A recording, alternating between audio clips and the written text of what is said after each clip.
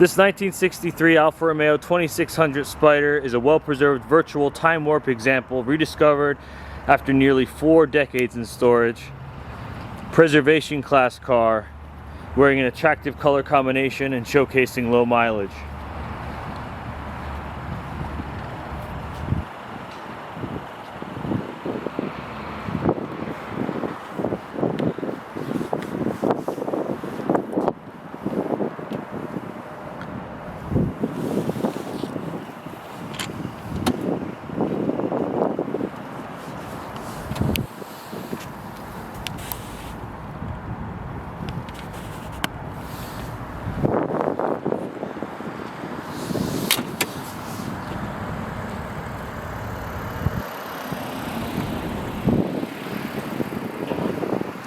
Extremely rare to find one of these cars in such original condition.